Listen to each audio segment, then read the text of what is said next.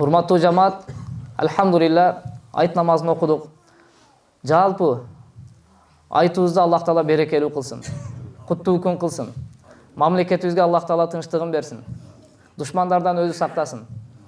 Урпактарыбызды дагы келечекте Аллах Таала ушундай сиз менен биз кенен ибадат кылгандай, урпактарыбыз дагы келечекте ушундай кенен ибадат кылып, ата бабаларына дуа кыла турган ушундай бир мамлекетке айлансын. Аллах Таала жалпы элибизди туура жолдон адаштырбасын. Ар кандай кырсык балейлерден Аллах Таала сактаган болсун. Ооруп жаткан мусулмандын бир туугандарыбыз болсо, Аллах Таала аларга шифа берсин. Кыйналып жаткан мусулман бир туугандарыбыз болсо, жердин ар кайсыл бурчунда Аллах Тааланын жардамы болсун. Аллах Таала душмандарга өзү жетиштүү болсун.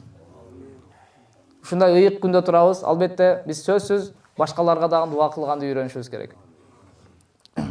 Ошондой эле урматтуу жамаат, ушун менен чектелип калбастан мусулман адам өзүбүздү эсеп китеп кылып турушубуз керек. Мусулман адам күн сайын өзүнү эсеп китеп кылып, акыретке эмнелерди даярдап атат, бир карап коюшубуз керек. Анткени Аллах Таала Куранда бизге буйрган: "Я айюхаллазина аману тақуллаха вал танзур нафсум ма каддамат ли гади ваттақуллах". Эй иман келтиргендер, Аллахтан коркула. Аллахтан коркула. Ар бир жан эртеңги күнгө эмнени даярдап койсун, эмнени даярдап койгонун бир көрсүн. Эртеңги күн деп Аллах Таала эмнени айтып атат? Сиз менен биз ойлогон эртеңги күн эмес, кыямат күнүн айтып атат. Кайсы бир адам жан берсе, анын кыяматы башталды. Сиз менен биздин ортобуз болгон азыр кыяматтын ортосунда болгон өлүм эле тосуп турат, урматтуу жамаат. Кыяматыбыз эртең болуп калышы мүмкүн. Балким бүгүн түндө болуп калышы мүмкүн. Балким жолдо кетип атып болуп калышыбыз мүмкүн. Кыяматыбыз Алла билет качан болот. Сиз менен биздин кыяматыбыз ушул ажал эле келсе бүттү, кыяматыбыз башталды деген сөз. Ошол кыямат күнгө Аллах Таала эмне деп атат? Эмнени даярдап койду, бир карап койсун деп атат. Анткени биз сапарга кетип атабыз. Жүктөрүбүз менен кетип атабыз. Кандай жүктөрүбүз бар, ошону бир карап коюшубуз керек, урматтуу жамаат.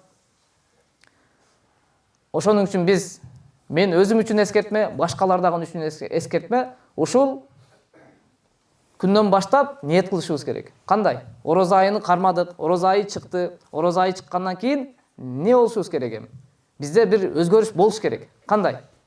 Аллах Таала Куранда бизге баяндап берди. Силерге орозо парз кылынды, мурдагы үммөттөргө парз кылынгандай эле, лааллакум таттакун, силер таква болушуңар үчүн.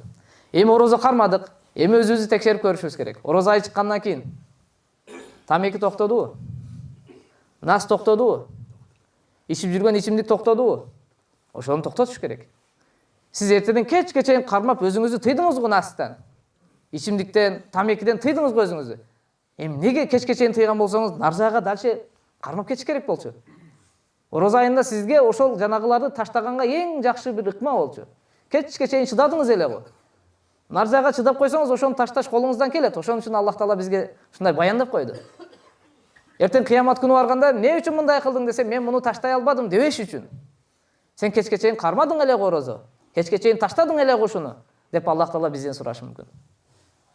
Караңыздар, биздин кулк мүнөзүбүз өзгөрүлүш керек.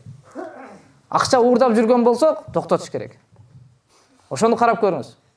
Орозодон кийин кайра улана турган болсо, Алла сактасын. Демек, орозобуз бизге пайда бербеп тургандачы.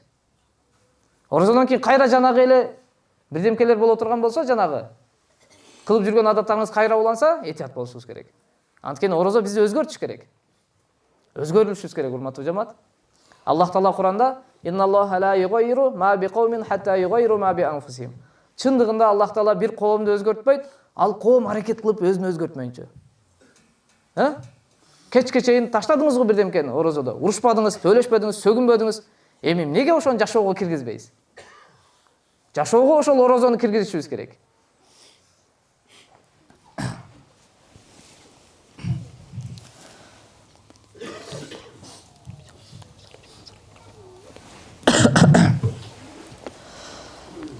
Alhamdulillahi rabbil alamin wal aqibatu lil muttaqin wassalatu wassalamu ala rasulih Muhammad wa ala alihi wa ashabihi ajma'in warhamna ma'ahum wahshurna ma'ahum bi rahmatika ya arhamar rahimin.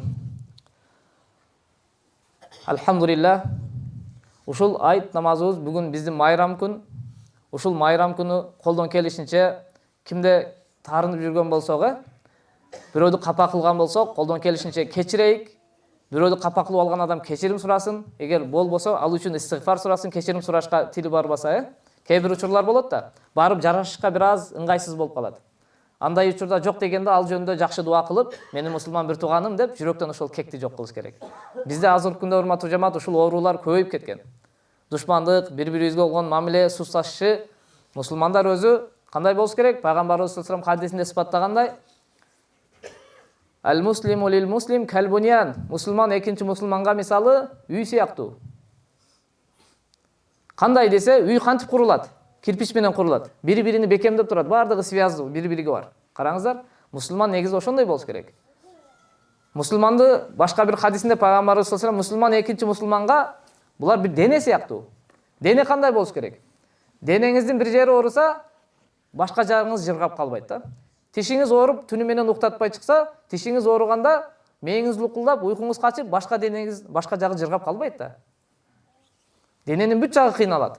Демек, мусулман экинчи мусулманга ошондой болуш керек. Башка бир мусулмандар кыйналып атса, аларга жок дегенде биз дуа кылганды үйрөнүшүбүз керек. Аллах Таала ар жума сайын не кылат? 4-күнү, биринчи күн, 4-күн кылынган амалдар Аллах Таалага көтөрүлөт. Эми Аллах Таала эмне деп айтат? Аллах Таала ар бир Аллах Таалага шерик кошпогон мусулмандын күнөөсүн кечирип турат экен. Эми Аллах Таала эки адамдын күнөөсүн кечирбейт экен. Эки адамдын күнөөсүн айтат экен. Ал кимдер? Эки адам бири-бири менен урушуп, таарынышып сүйлөшпөй жүргөндөр да. Катташпайчы. Ошол экөөнүн күнөөсүн кое турла дейт экен да. Хатта ястолиха, экөө жарашканга чейин. Экөө жарашканга чейин алардын күнөөсүнү Аллах Таала кечирбей турат. Ошон үчүн урматтуу жамаат, ким менен капалашкан болсоңуз, аны душманчылыкты жок кылыш керек, капачылыкты жок кылыш керек. Жылдап сүйлөшпөгөндөр бар да. Жылдап күнөөсү кечирилбей турушу мүмкүн. Караңыздар. Ошон үчүн урматтуу жамаат, келиңиздер, ушундай бир капачылык, бири-бириге болгон бир жек көрүү, таарыныш, ошондой нерселерди не кылыш керек? Жок кылыш керек. 3 күндүн ичинде жараш керек мусулман өзү.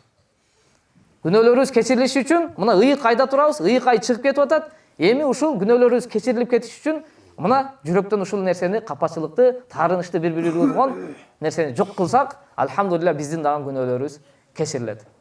Субханакаллахумма бихамдик, ашхаду ан ла илаха илля анта, астагфирука ва атубу илейк.